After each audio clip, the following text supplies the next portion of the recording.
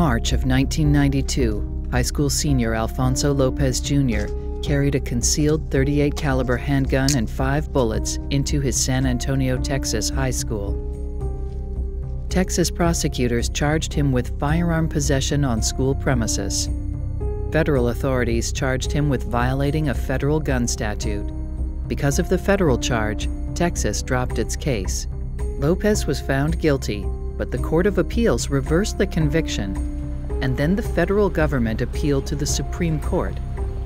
The case was United States versus Lopez.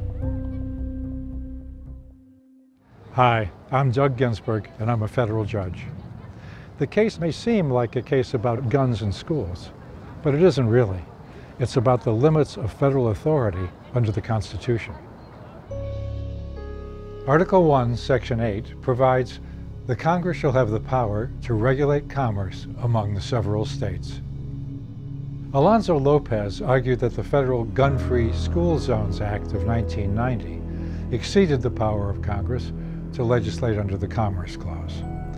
When the Constitution was written and ratified, commerce meant trade, so the Congress had authority to regulate interstate trade. Over the years, the Supreme Court extended the reach of the Commerce Clause, giving the Congress the authority to regulate anything that substantially affects interstate trade.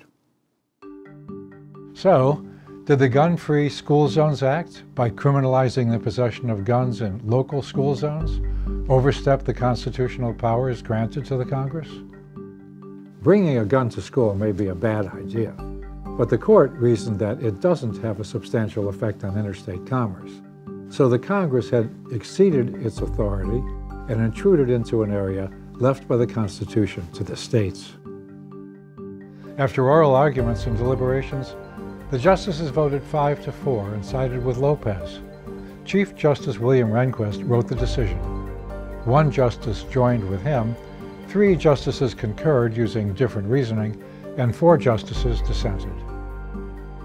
This marked the first time in more than 50 years that the court had limited the scope of the Commerce Clause, shifting the balance of power ever so slightly back towards the states.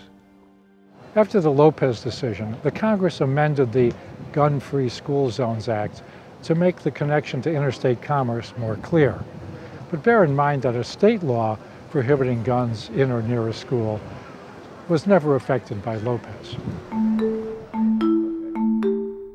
United States versus Lopez was decided in favor of Lopez by a 5-4 majority vote in 1995.